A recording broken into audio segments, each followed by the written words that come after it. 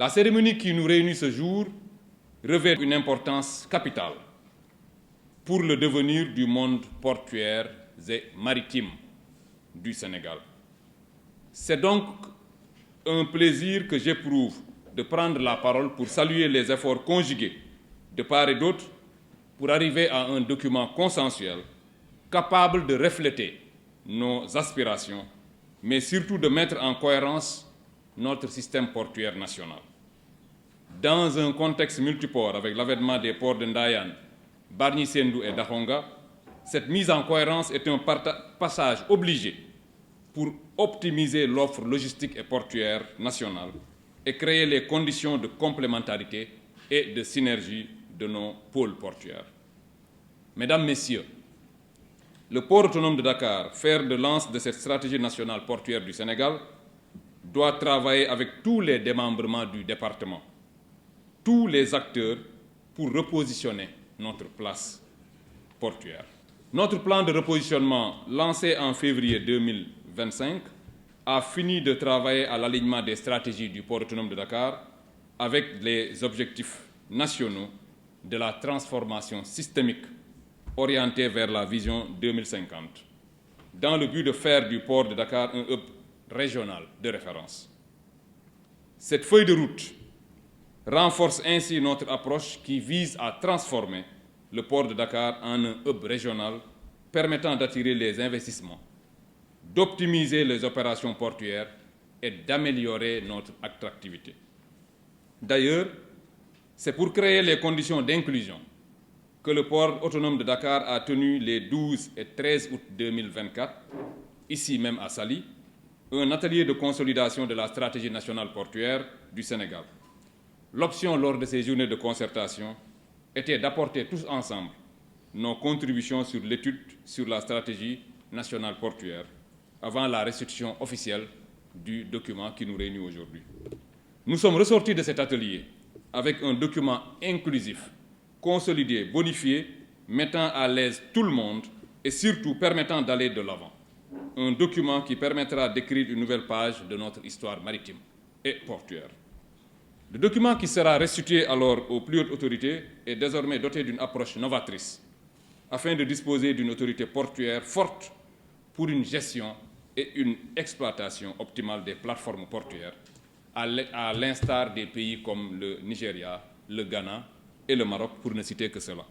Cet atelier reste un événement crucial pour l'avenir du sous-secteur maritime et portuaire au Sénégal, dont la portée peut se mesurer par la forte volonté du gouvernement du Sénégal de placer celui-ci au cœur de ses priorités. En effet, les multiples directives présidentielles issues des conseils des ministres, mais surtout les recommandations du Conseil interministériel du 20 août 2024 sur les infrastructures maritimes et portuaires, présidé par M. le Premier ministre Ousmane Sonko, renferment de fortes décisions destinées à développer le secteur d'activité en question. Mesdames et Messieurs, le projet de l'étude sur la stratégie portuaire du Sénégal est né de la signature du protocole d'accord du 25 janvier 2021 entre le gouvernement de la République du Sénégal et le gouvernement du Royaume de Belgique à travers son ambassadeur au Sénégal. Ce protocole d'accord a prévu un accompagnement du Royaume de Belgique dans l'élaboration d'une stratégie nationale de renforcement de la plateforme portuaire du Sénégal et de capacitation des acteurs portuaires. Par ailleurs, notre écosystème maritime et portuaire avait démontré qu'il y avait une réelle urgence sectorielle pour notre pays de se doter d'un outil de planification et de gouvernance modernisée, cohérente et opérationnelle. Ainsi, la mise en place du comité de pilotage pour le suivi du processus d'élaboration de la stratégie nationale portuaire, COPUL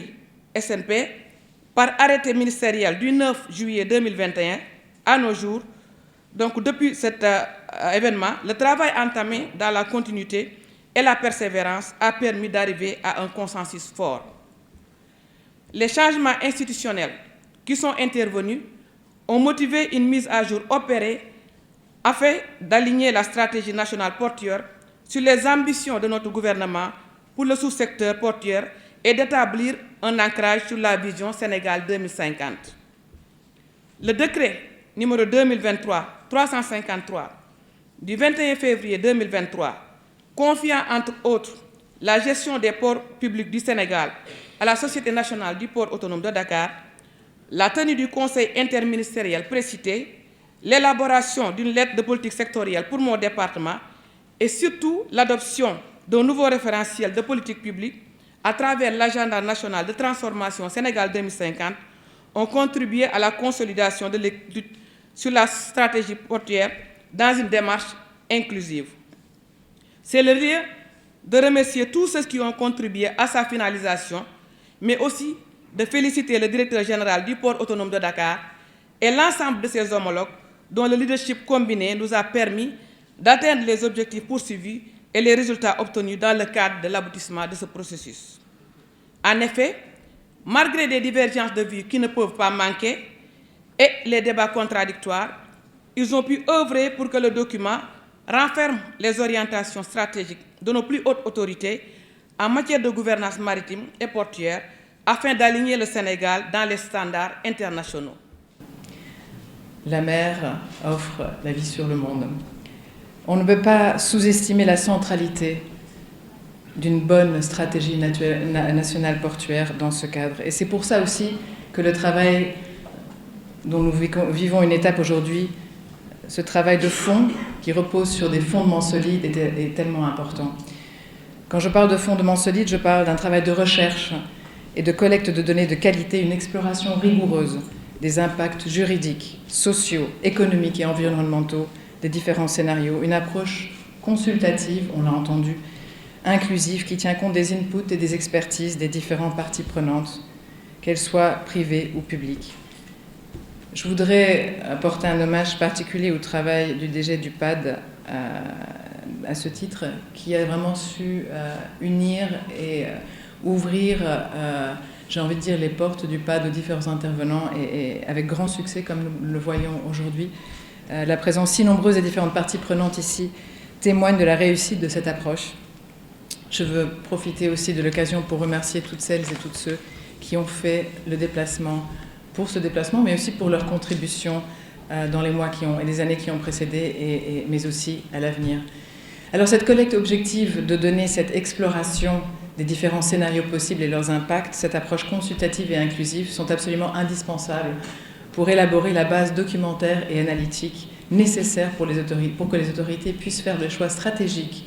qui devront à terme leur permettre de tenir les promesses, la promesse d'un Sénégal juste, prospère et souverain. Le travail effectué déjà sur la SNP et la nécessité d'adapter l'exercice, on l'a entendu, pour le mener à bout,